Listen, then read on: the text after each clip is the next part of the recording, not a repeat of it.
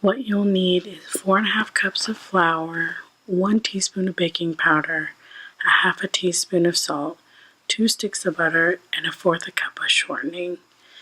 And make sure you have a pastry cutter or a dough cutter. Make sure you do put your oven on at 375 degrees. Make sure now that you gather all of your part 1.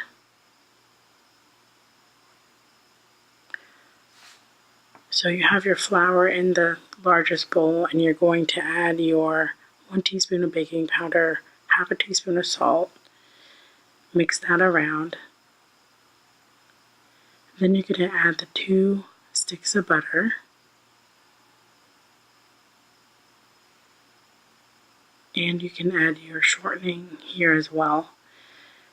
You'll need to break apart the butter and shortening into the flour mixture. And you can use a spoon to break it up, the big parts, and then you'll see in a minute that you can use 2 knives to use instead of having a pastry cutter.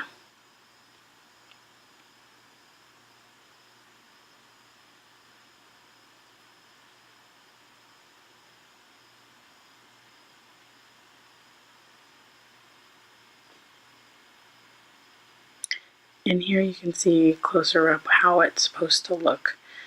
So since I didn't have a dough cutter, I used 2 knives, or you can use 2 forks. Either way, it'll work.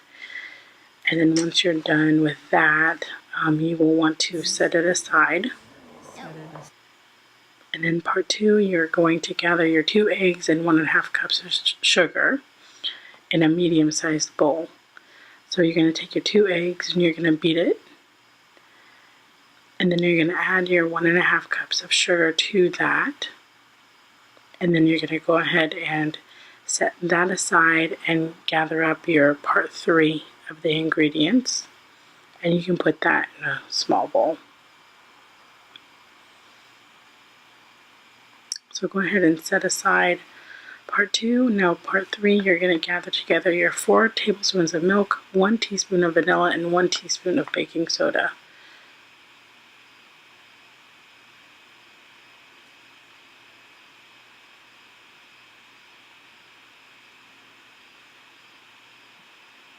And then you're going to go ahead and set that aside.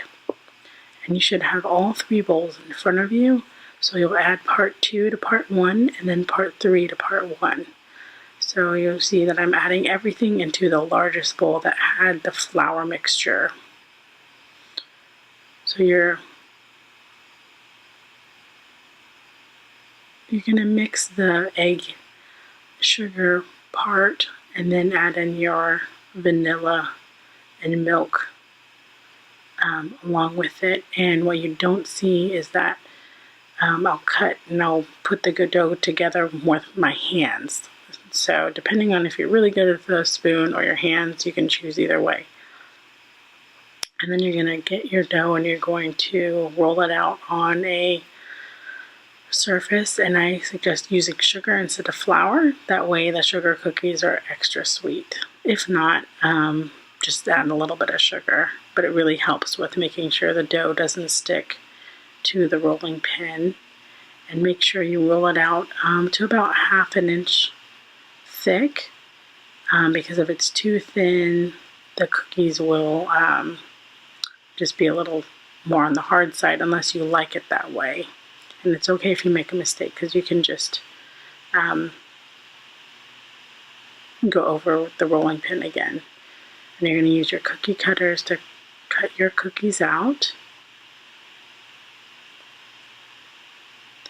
And then go ahead and very gently take away the dough that's around the cookies. And you'll use that for your next batch that you'll make. And you can either gather it with your hands or use a spatula like that. But just be very careful, because if it's stuck on the board like that, you will end up breaking the cookie. Just like that.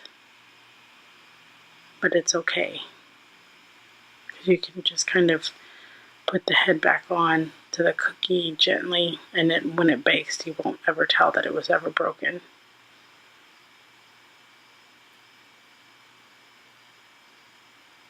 And you'll want to put that in the oven between 5 and 7 minutes, but if it's on the thicker side, I would say 8 minutes. 7 minutes. Then when they come out, they'll be just slightly brown around the edges, and they'll be perfect. And you can put that on a plate, or I can't remember the name, but go ahead and dry them out, and then you can start decorating. For the decorating, I melted white chocolate bars over hot water that I had almost boiled in a saucepan, but I turned off the burner before I started melting them. And then I mixed in some milk, about 5 tablespoons, into the white chocolate, and then I mixed it with a hand mixer.